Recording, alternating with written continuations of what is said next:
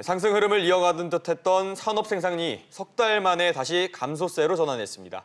투자 지표도 좋지 않은데 특히 설비 투자가 4개월 연속 내림세를 이어가고 있습니다. 최근 지표들을 보면 우리 경제의 경고음들이 곳곳에서 나타나고 있습니다. 얼어붙은 투자 심리와 또 통상 분쟁 우려가 겹치면서 빚어진 현상이라는 분석이 나오고 있죠. 관련해서 자세한 내용 짚어보겠습니다. 명지대 경제학과 조동근 교수입니다. 어서 오세요. 어서 오세요. 안녕하세요. 네. 자, 교수님, 이제 설비 투자가 18년 만에 4개월 연속이 줄었고 감소폭도 줄었다고 해요. 이거 왜 그럴까요? 뭐 투자는 미래에 대한 어떤 이제 전망인데 그만큼 미래를 보는 눈이 어둡다는 거죠. 그런데 이게 이제 뭉뚱그려져서 말이죠. 저는 이제 숫자를 좀 말씀드리겠는데 이제 2, 4분기요. 우리나라 경제 성장률이 2.9%예요. 근데 미국이 얼마인지 아세요? 연율로 했을 때 얼마요? 4.2%. 오, 차이가 많이 나네요. 1.3% 이거는 정도. 굉장히 심각한 얘기예요. 예. 이거 경제 규모는 크잖아요. 20조 달러가 넘는데 우리나라는 2조 달러가 안 돼요, 사실요. 그래서 네. 우리나라보다 한 13배, 14배 큰 그런 이제 경제가 우리보다 1배 반 이상의 속도로 성장했다. 이거는 뭐를 어떻게 잘못됐다. 이렇게 이제 좀 깊이 맹성을 해야 됩니다, 사실요. 그래서 이게 큰 경제가 빨리 성장하고 그다음 작은 경제는 늦게 성장하면 그 차이는 더 벌어지는 거죠. 이것도 네네. 사실 양극화에 보면 왜 이런 양극화 신경 안 쓰시죠? 왜 국내만 이렇게 눈을 돌리시냐 그런 얘기예요. 지금. 그래서 투자는 사실은 이거는 미래에 어떤 확신이 있어야 됩니다. 예컨대 보면 이제 자동차 회사로 치면 이제 뭐 운수 회사 보세요. 그러니까 차가 이제 감가되다가 폐차될 거 아니에요, 그렇죠? 네네. 예. 그걸 메꾸는 건 좋은데. 이제 뭐 전망이 좋으면은 새로 신차를 구입해서 그렇게 할 거예요. 지금 보면은 미래 전망이 안 좋다는 얘기예요. 그리고 또 미래 전망을 어둡게 만드는 정책이 너무나 많아요, 사실요. 이런 것도 우리가 좀 조심해야 되고 그리고 좀 앵커께서 말씀하신 대로 18년 만에 연속 4개월. 근데 사실은 이제 이게 진폭이니까 전월 대비니까 약간 좀 왔다 갔다 하는데 전월 대비 4개월 내리 감소세는 심각한 거예요, 사실요. 그러니까 18년 만에 이런 얘기를 우리가 하는 거 아닙니까? 지금 그래서 이제 조금 우리가 좀 뭐 폭염인데 이제 이 경제도 폭염만큼이나 우리가 많이 좀 위축돼 있어요. 따라서 조금 좀 이렇게 원기를 회복해야 됩니다. 기업에게 길을 살려야 되고요. 쓸데없는 거 갖고 공정거래위원회 그렇게 말씀하시면 안 돼요. 지금 뭐 맨날 도대체 무슨 뭐 재벌 총수 이게 도대체 언제 얘기입니까 도대체? 네네. 재벌 총수. 예. 알겠습니다.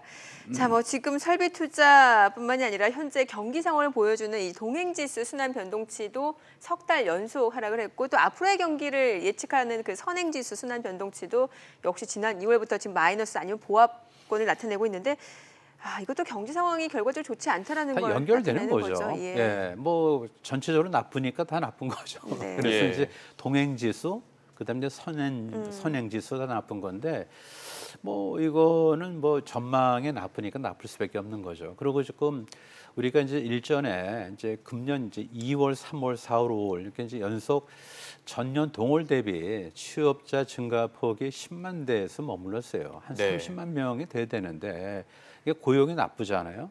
거기다가 이제 투자가 나쁜 거죠. 그래서 이제 고용은 사실 이제 동행지수랑 마찬가지예요. 투자는 이제 선행지수인데 그래서 동행과 선행이 나쁘다 하신 것이 그대로 통계에 이제 반영이 되는 거죠. 네, 그렇게 보시면 되겠습니다. 네. 네, 교수님께서 뭐 고용 얘기를 하셨으니까 질문을 좀 드려보겠습니다. 사실 생산이나 이 투자에 대한 지표가 상당히 좋지 않았지 않습니까? 네, 그전까지. 네, 네. 현재 지금 고용 상황 살펴본다면 어떻게 볼 수 있을까요? 뭐 지금도 역시 전년 동월 대비 한 뭐 10만 대 머물거든요. 네. 이렇게 생각해 보세요. 2월 한 20일쯤 되면은 이제 대졸자가 다 나옵니다. 사회에. 그렇죠. 그러니까 노동시장에 한 신규로 한 55만 정도 들어와요. 그럼 그 새로 노동시장에 진입한 대졸자들이 직업을 가져야 되잖아요. 예. 그러니까 전년 동월 대비 30만 원 돼야 된다는 거죠. 최소한. 근데 10만 밖에 안 되니까 어떻게 되는 거죠?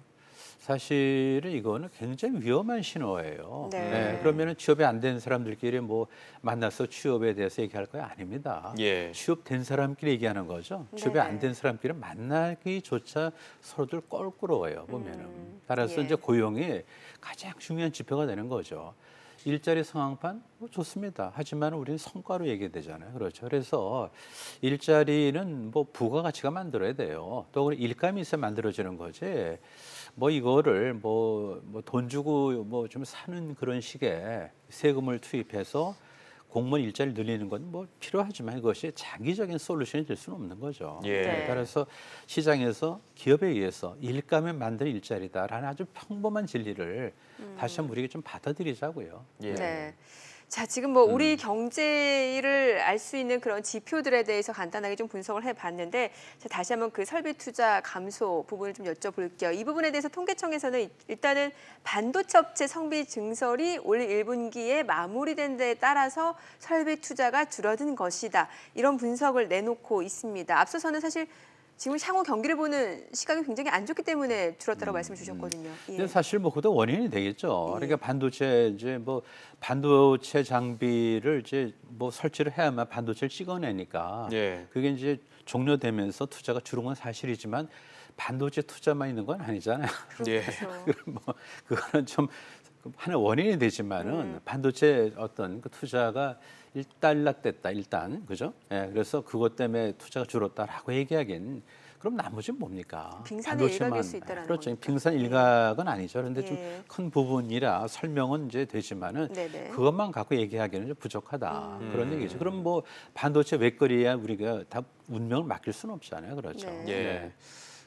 기업들 상황에 대해서 좀 한번 짚어볼게요. 사실 최근 정부에서 기업들을 옥죄는 정책들이 굉장히 많이 나오고 있습니다. 사실 최저임금 인상이라든가 법인세 인상, 거기에다가 이 주 50시간 근로제까지 도입이 되면서 이 기업들은 이런 것들에 대한 궁금증, 그러니까 너무 힘들다라는 얘기를 많이 하거든요. 교수님께서는 어떻게 뭐 보십니까? 힘들다라는 뭐 좀 표현 뭐 좀 그런데 좀 이해가 좀 안 가는 게 뭐냐면은요. 사실은 이제 어떤 정책의 효과를 우리가 사전에 좀 예측할 수 있잖아요. 그렇죠. 어떤 예. 효과를 미칠 것인가. 그걸 생각하면은 뭐 실시해서는 안 되는 그런 정책들이 많이 있는 거죠. 그런 것에 동시에 다발적으로 들어오다 보니까 기업에서 볼 때는 이제 기업하기 어려운 환경이 되는 거죠. 예, 그러니까 한번 보자고요. 규제가 촘촘하잖아요. 그렇죠. 네네. 구물망까지. 구물망처럼 그렇죠. 법인세 우리나라 높죠. 미국보다 높죠. 그거 예. 아시죠? 그렇죠. 예. 거기다가 노동 비용이 얼마나 올라갔습니까? 그렇죠. 그러면 뭐 생산비 올라갔죠. 규제가 촘촘하죠. 법인세는 뭐죠? 더 높죠. 거기다가 반기업 정서를 얘기할 수 있는 어떤 그런 풍토 아닙니까 지금. 그러다 보니까 뭐 기업으로서는 어디에 갈 데가 없는 거죠. 만약에 입장을 바꾸는 생각해 보시라. 기업하시겠어요? 아니면은 남의 월급 받으시겠어요? 당연히 후자요. 그럼 누가 그걸 갖다 월급 주는 위치에 쓸 겁니까? 예. 따라서 우리가 좀 너무 좀 뭐 이렇게 특히 요새 이제 공정위에서 보면은 심지어 공익법인까지도 뭐 총수의 지배력을 강화하는 수단이다 이런 얘기를 하는데 이런 건 좀 너무 오버하는 것 같아요 사실요. 네, 그러니까 그러면서 경제 죽이고 나서 한편은 뭐 하는 거예요 도대체? 일자리 없다? 당연히 없게끔 만들어 놓고 나서 일자리 없다? 왜 놀랬어요 도대체? 왜 놀래시냐고? 네? 네, 그거 아닙니까 네. 지금? 네. 네. 따라서 정책은 타이밍, 그다음에 강도, 그다음에 이제 어떤 조합이에요. 이런 것들을 우리가 다 놓치는 것 같아. 예, 네. 그래서 조금 경제가 나쁜 이유는 이제 뭐 미중 간의 어떤 뭐 이제 무역 해외에서 분쟁. 어떤 무역 예. 마찰도 있지만은 우리 스스로 자초한 것이 없지 않았나라는 생각을 해야 된다는 거죠. 그러니까 뭔가 내부적인 요인이 더 크다라는 더 크다라고까지 좀 그런데 겁니까? 그것도 내부 요인이 굉장히 뭐죠? 그래도 분명 무시하지 외부 못할. 요인은 있을 거 아닙니까? 외부 요인은 예. 뭐 지금 말씀한 대로 이제 기본적으로 이제 미중 마찰이죠. 네, 네. 근데 이제 우리나라는 지금도 그래 수출이 중요해요. 예, 그런데 이제 수출이 좀 약간 환경이 나빠지면 내수라도 좋아야 되는데 네. 내수도 그렇게 좋지는 않잖아요. 그리고 미중 간의 마찰은 이거는 이제 금방 해소가 되는 건 아니에요. 예, 따라서 우리도 조금 좀 장기적으로 봐야 됩니다. 네. 예. 자, 사실 고용에 이어서 투자까지 얼어붙으면서 정부에서는 기업 쪽에 SOS를 보내고 있는 모양새거든요. 사실 김동연 경제부총리도 이번 달에 삼성을 방문하겠다 이렇게 밝히기도 예. 했고요. 거기에다가 이제 월요일 날에는 반도체 관련해서 투자 계획도 밝혔는데 이게 어떻게 보면은 기업에 대한 정부의 기조 변화라고 볼 수 있을까요?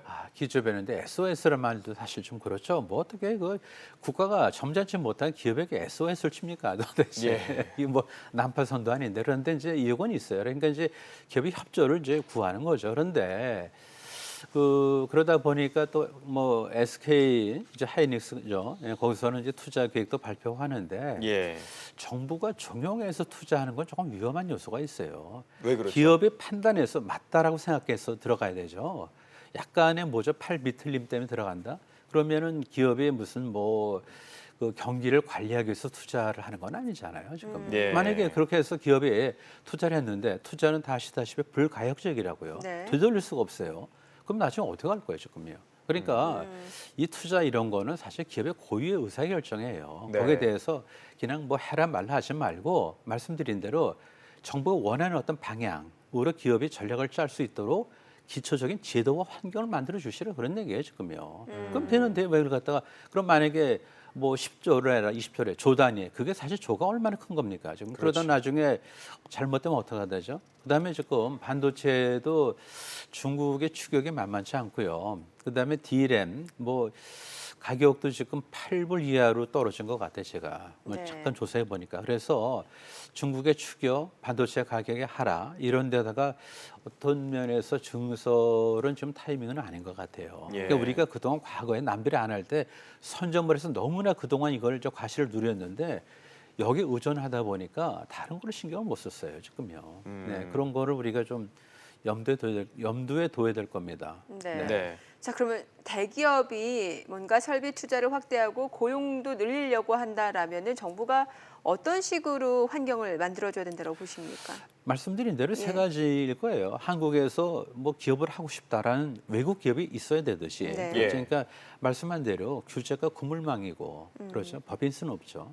그다음에 노조가 전투적이죠. 네. 거기다가 생산비마저 높잖아요. 그러면 아, 그게 예. 소위 사면초가예요. 어디로 가겠어요? 어디로 가겠어요? 지금요. 따라서 노사 간의 어떤 평화는 뭐냐면 노동조합을 위해서 좋습니다. 소비자를 위해 좋고 말이죠. 그래서 이런 것들을 좀 봐야 돼요. 그리고 최저임금 같은 것도 좀 저는 답답한 게 처음에 한번 올렸잖아요. 예. 안 해봤으니까 하자고요. 좋아요. 하면은 그다음 뭐죠? 한번 소뚜껑을 뭐 되었으면은 조심해야 되잖아요. 네. 연달아 두 번씩이나 투 디짓 그러니까 10% 이상의 어떤 두 자릿수. 최저임금 예. 이거는 다시 그러니까 10% 이상의 최저임금 인상은 이거는 진짜 사려 깊지 못한 거예요. 네. 자, 그런데 이제 한국 경제에서는 제조업 엑소더스라는 우려를 지금 현재 표하고 있는 상황이거든요. 그렇다면 기업과 우리 정부에서는 어떤 대처를 좀 해야 될까요? 뭐 좀 전에 말씀드린 대로 기업하기 좋은 환경 뭐 이런 게 좀 제일 중요한 거고요. 예. 뭐 비근한 사례를 한번 들어보자고요. 삼성전자가 뭐 참 아쉽죠. 인도에다 공장을 줬잖아요. 네네. 그렇죠. 만약에 한국이었으면 어떻게 됐을까? 그만큼 고용이 좀 는데 아마 삼성전자도 한국이 만만치는 않았을 거예요. 우선 뭐냐면 이제 이게 반도체가 아니고 휴대폰이거든요. 휴대폰은 노동 집약적인데 기본적으로 지금 누가 생산하죠? 쉽게 말하면은 약간 좀 말이 거친데 여공으로 어떻게 뽑아요? 여공으로요. 안 되잖아요, 보면. 예. 우리는 여공 없어요, 이미요. 아니 대졸 여사원을 갖다 여공으로 불러? 안 되죠. 그러니까 우리가 생산지 근로자에 대한 어떤 그런 좀 데피니션도 좀 잘못되고 있어요. 보면요. 전부 다 고학력을 하다 보니까 여공이란 말 자체가 사라지고 그러다 보니까 어떻게 만듭니까? 따라서 지금 반도체는요. 예. 그렇게 뭐 조 단위로 투자가 된다 하지만은 고용에는 별로 도움이 안 돼. 다 기기가 찍어내는 거예요, 보면요. 그런데 반도체는 조립을 하는 거 아닙니까? 예. 따라서 그만큼 일손이 들어가는 건데 우리도 그래 보면요. 뭐 좀 그 고등학교도 인문계만 하지 마시고 네. 예. 그다음에 또 여공 그런 데는 안 쓰더라도 생산지 근로자 아닙니까? 네. 그걸 다 우리 초토화시켰다고요, 보면요. 절대로 미국에서 핸드폰 못 만들듯이 미국은 6만 불 정도 되는 나라지만 우리는 3만 불밖에 안 되는 나라에서 핸드폰을 만들 수 있는 생산지 근로자를 못 뽑아요, 사실. 네. 이걸 생각하면은 조금 끔찍한 거죠. 네. 네, 네, 알겠습니다. 알겠습니다. 자, 말씀 잘 들었습니다. 조동균 교수였습니다. 잘 들었습니다.